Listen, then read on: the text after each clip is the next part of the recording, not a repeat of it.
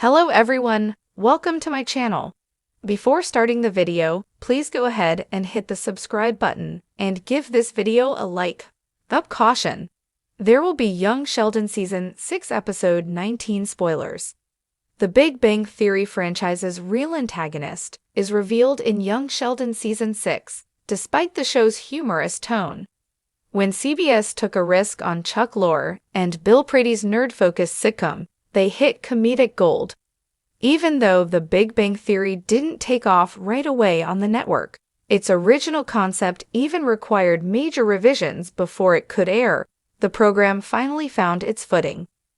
Despite ending after 12 seasons 4 years ago, it is still one of the most watched sitcoms since it is available on streaming services and is constantly rerun on television.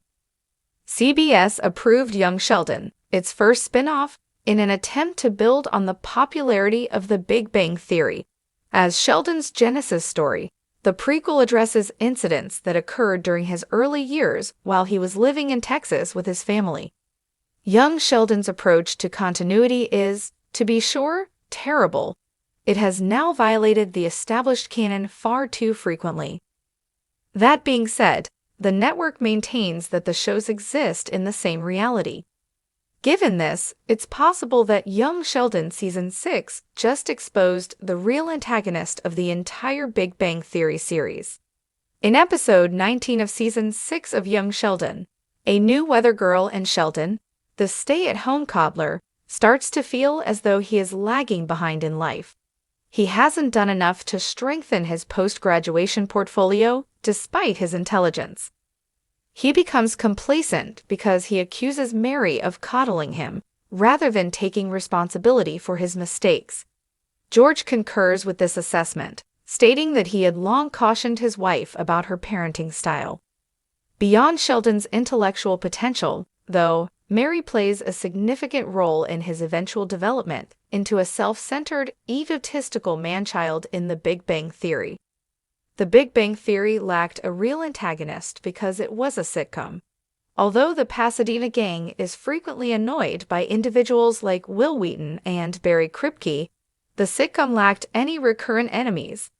But from a narrative standpoint, Sheldon used to be the one causing trouble. During the run of the performance, his friends had suffered because of his oddities and irrational behavior.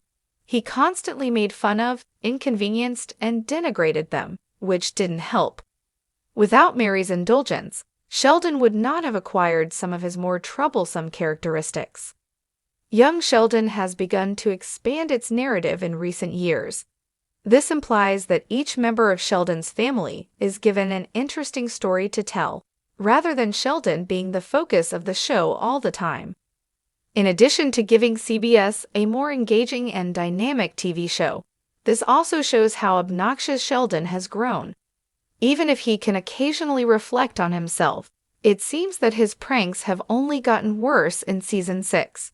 This is mostly Mary's fault because he still spoils him. According to Young Sheldon, Missy discusses this topic in A New Weather Girl and Stay-at-Home Coddler.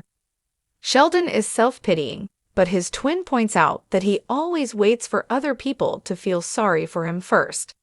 Missy also brings up Mary's tendency to ignore her other children while lavishing Sheldon with attention during supper later that day. Sheldon was arguably at his worst during the start of The Big Bang Theory. Over the course of the presentation, he obviously made some major improvements, despite his excruciatingly sluggish recovery. To be honest, the Pasadena gang was essential to his success. In The Big Bang Theory, Sheldon's pals held him accountable, in contrast to Mary's indulgence of him in Young Sheldon. When it came to dealing with the socially awkward genius, Penny was the ideal example of finding a balance between empathy and fairness. She was patient and kind to him, but she also wouldn't allow him to get away with being cruel. Young Sheldon and The Big Bang Theory might want to sit down for this one, because the most shocking revelation from the Young Sheldon finale isn't about physics, science fairs, or string theory. It's about the truth behind one of the franchise's most beloved and unsuspecting characters. For years, The Big Bang Theory painted a nostalgic, sometimes rose-colored picture of Sheldon Cooper's eccentric upbringing in Texas. But young Sheldon peeled back those layers with emotional nuance, character development, and, in its final episodes, a perspective shift so massive it reframes the entire Big Bang universe. Yes, you read that right.